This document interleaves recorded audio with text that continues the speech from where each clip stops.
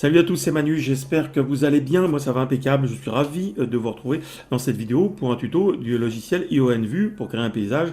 Alors cette fois-ci le tuto sera plus simple que le précédent puisqu'on va utiliser des terrains existants qui sont enregistrés dans le logiciel, ce qu'on appelle les terrains prédéfinis, très pratique pour faire une animation pardon, comme vous avez pu le voir au début de la vidéo, avec un avion qui survole des plaines ou des lacs. C'est vraiment l'idéal. On verra aussi en fin de vidéo comment faire pour paramétrer, pour pouvoir créer cette petite animation, quels paramètres il va falloir utiliser en fonction de la machine que vous avez. Le but n'est pas de faire tourner votre machine pendant 24 heures pour obtenir 10 secondes de vidéo. Moi je vous montrerai mes paramètres à moi et puis après je vous expliquerai comment faire les vôtres en fonction de ce que vous avez comme matériel. En attendant, n'hésitez pas à vous abonner, à enclencher les notifications, à mettre un pouce pour aider la chaîne et nous on se retrouve tout de suite après ça. Donc à l'ouverture de l'application, on va sélectionner un terrain vide par défaut. Hop, je vais sélectionner ici en haut à gauche le quatrième icône, donc menu qui est là, c'est celui qui est la flèche qui va permettre de charger des terrains prédéfinis. Alors, on a ici les terrains infinis, donc moi je vais choisir celui-là par défaut. Ok, je valide, et on a le terrain qui apparaît. Alors j'actualise la vue. Ok. Et donc là, maintenant en dézoomant, je vais positionner ma caméra un peu mieux. Donc le terrain, on va le laisser comme ça. Et la caméra, on va la remonter pour venir la placer. Voilà. Donc on va la remonter encore un petit peu, comme ceci, et changer peut-être un tout petit peu l'angle. J'actualise. Donc là on a bien un terrain infini. On voit à perte de vue, c'est exactement ce dont on avait besoin. Je vais valider ici, donc l'eau est décochée. Je la coche à nouveau. On actualise. Donc on va sélectionner l'eau et on va la remonter jusqu'à qu'on la voit légèrement apparaître en surface. Donc là on la voit apparaître déjà dans des zones très claires, les plus petites. Voilà. On va remonter encore un peu.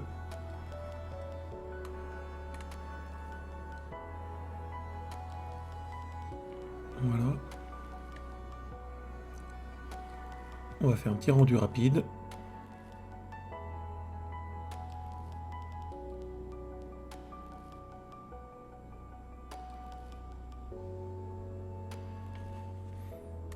Empiler ce rendu, ok.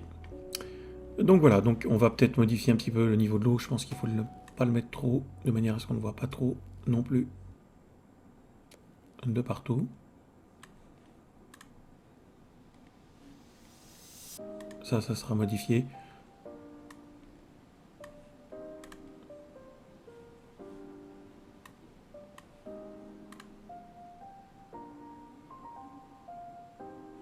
Ou alors par contre, oui. Bon, ça dépend. Oui, ça peut être sympa. Bon, faut voir. Donc voilà. Donc voilà dans un premier temps. Après, on va jongler un petit peu avec les atmosphères. Donc on clique en haut, clic droit. Ok. Et on va voir quel terrain on peut arriver à choisir. Alors on actualise. J'actualise là la position.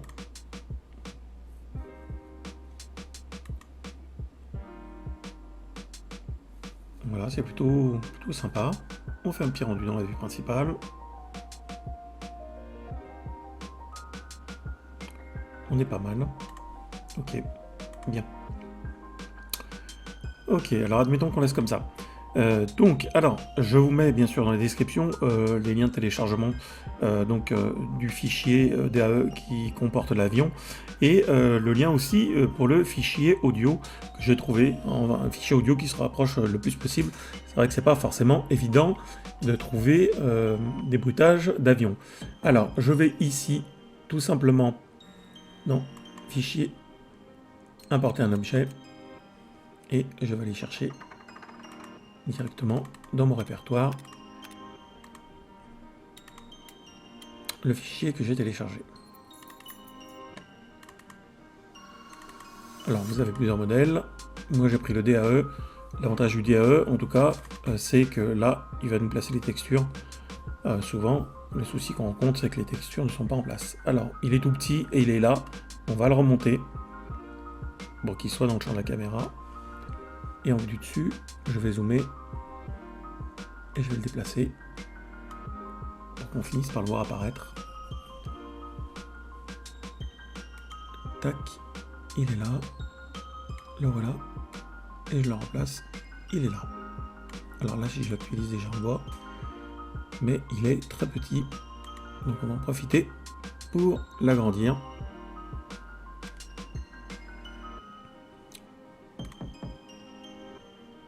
Le voici.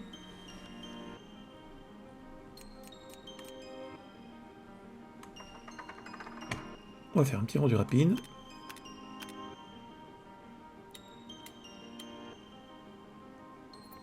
Là. Ok.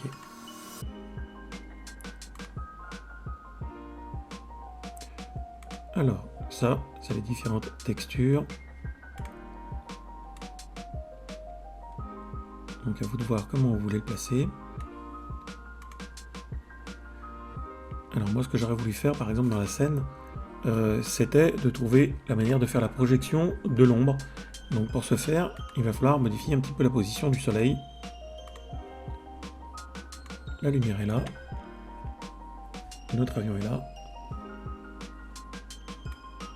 Donc on va essayer de se déplacer.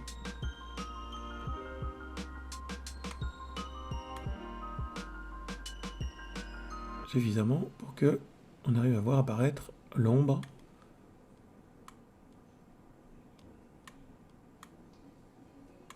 Alors, là, l'axe a été modifié.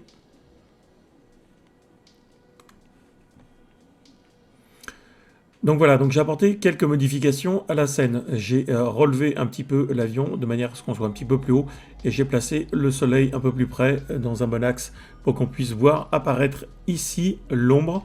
En définitive, c'est pas aussi facile que ça en a l'air. Vous n'êtes pas obligé, hein, bien entendu, de choisir cette possibilité-là. Et en matière d'atmosphère, j'ai choisi l'atmosphère par défaut. Donc voilà. Donc pour l'instant, le rendu est à peu près comme je l'aurais voulu. On peut éventuellement rajouter ici. Alors, on va sélectionner, hop, des MetaCloud, pardon, en termes de nuages. Donc je dézoome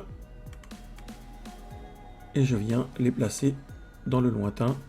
Alors on peut les grossir, on va dézoomer, on va les mettre un peu plus loin. Là j'actualise, comme ça on les voit apparaître là.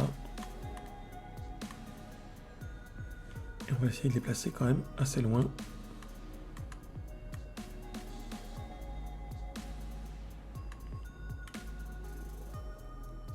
Voilà. On peut éventuellement en rajouter un autre.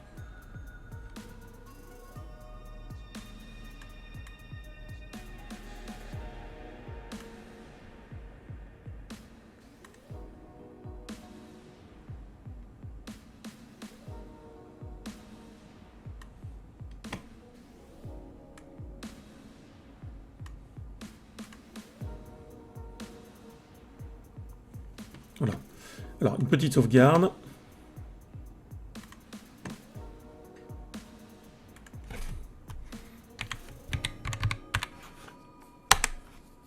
Ok.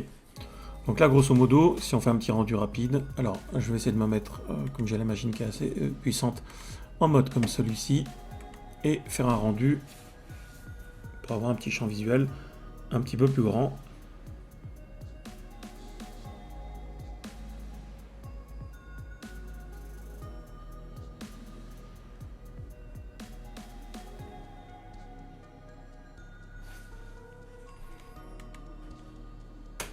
Ok.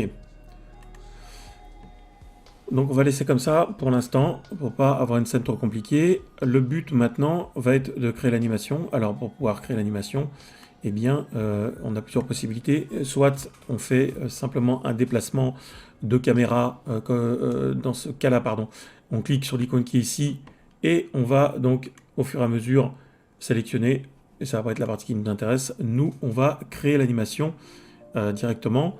Par contre, il faut vraiment associer le mouvement de la caméra au mouvement de l'avion, de manière à ce qu'on ait l'impression que l'avion est toujours filmé en arrière-plan. Alors, pour ce faire, je sélectionne ici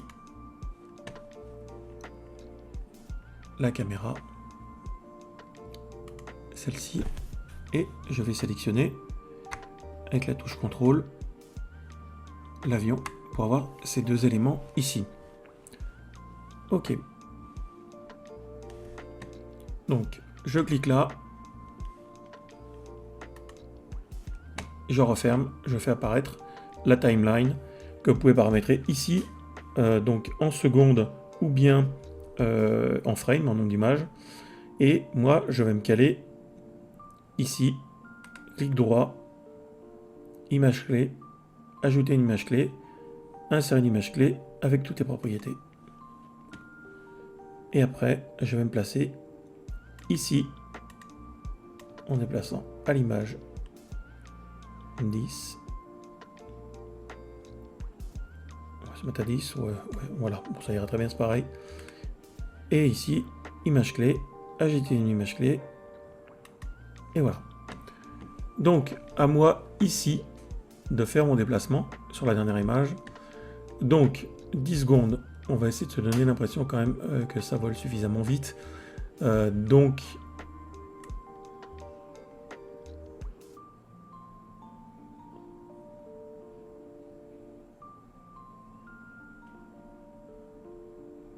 on va se mettre, admettons, ici. Voilà.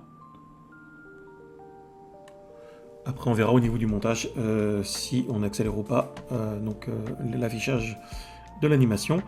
Je vais cliquer maintenant pour faire un petit visuel ici. Donc là, ça va me calculer rapidement, en miniature, le contenu de l'animation. Ça me donnera un point de repère.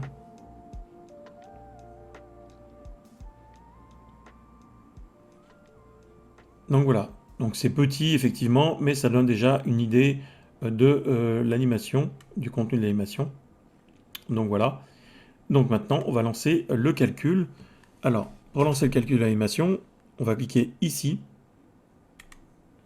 et on va faire le choix ici. Alors, suivant la puissance de l'ordinateur que vous avez, effectivement, le rendu final sera vraiment la qualité maximale avec laquelle il va falloir travailler, sachant que plus on est haut, moins la qualité est bonne, et plus on descend sur Ultra, plus elle est importante, plus le temps de calcul sera important. Donc moi, je vais laisser par défaut sur Final. Après, vous pouvez jouer au niveau de la qualité sur la dimension. Si vous avez une machine qui n'est pas très puissante, je vous déconseille fortement d'être au-dessus de ces dimensions-là, 640 par 360. Moi, étant donné que j'ai un peu plus de temps, je vais laisser une animation. Je vais la mettre donc en 1920 par 1080. On laisse moteur de rendu interne, on laisse 25 images par seconde, on laisse cocher le reste par défaut d'ailleurs, on n'a pas besoin d'aller chercher des réglages plus importants. Je vais dans parcourir, donc je localise ici, je sélectionne dans le menu, on va prendre MPEG 4 ici, enregistrer. Dans la fenêtre qui s'ouvre en haut, je vais sélectionner MPEG 4 par 2, je valide. Ici, vous avez deux possibilités. Soit vous laissez calculer toute l'animation, soit calculer de l'image 0 à 271. Alors, si vous laissez toute l'animation et que ça ne fonctionne pas, ça calcule qu'une seule image, ça peut arriver. Relancer avec calculer ici une séquence. Donc voilà. Donc là, ça me demande si par défaut je veux activer le filtrage de la texture. Alors ça c'est important puisque ça permet de faire un lissage supplémentaire sur l'image, ça la rend beaucoup plus propre. Mais ça dépend encore une fois de la puissance de la machine que vous avez. Si vous avez quelque chose qui est antérieur à un i5, n'activez pas forcément ça, ça va prendre énormément de temps. Ok, je lance. Donc voilà, j'ai 272 images et le temps de calcul qui va s'afficher là. Donc ça risque, en tout cas pour moi, d'être un petit peu long, étant donné que j'ai quand même mis un paramétrage de taille d'image assez important. On va voir ce que ça donne.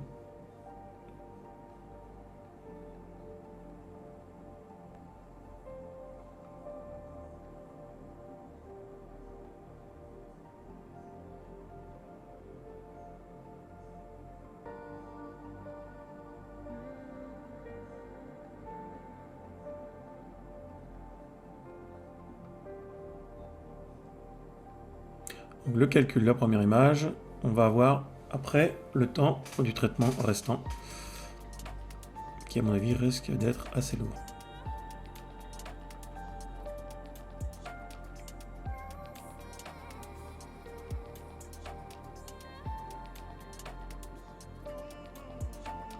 Voilà, première image, ça m'affiche un temps de calcul d'à peu près 2h19.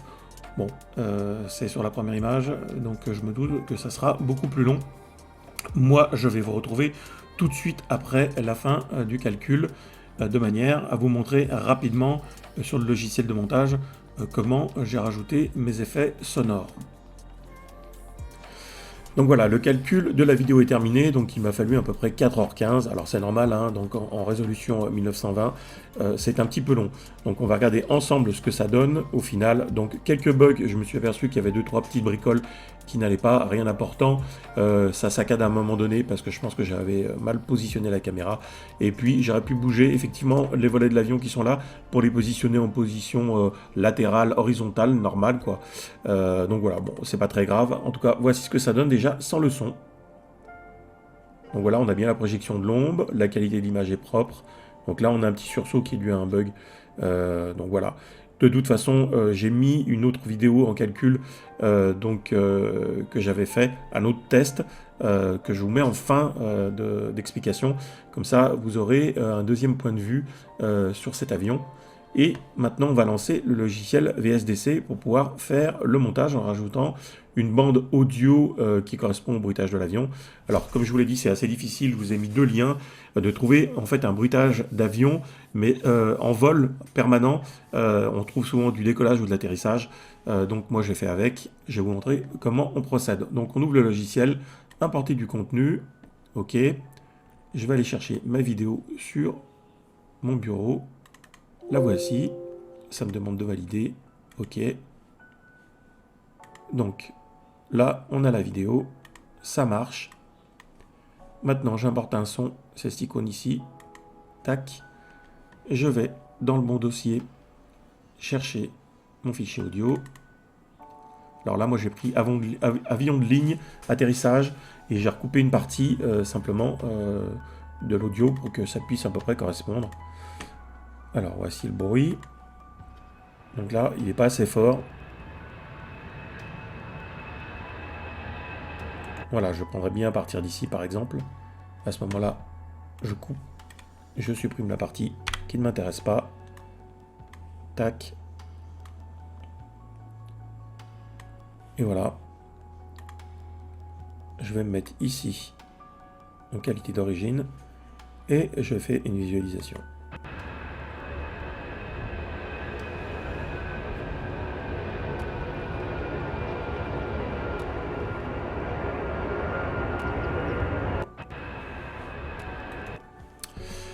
Donc voilà pour ce petit tuto, j'espère que ça vous aura servi, que vous aurez appris des choses. N'hésitez pas à poser des questions, j'y répondrai si je peux sans problème. Je vous en ferai d'autres bien entendu. Abonnez-vous pour aider la chaîne. Et moi, je vous dis à bientôt pour des vidéos et plein d'infos. Ciao, ciao.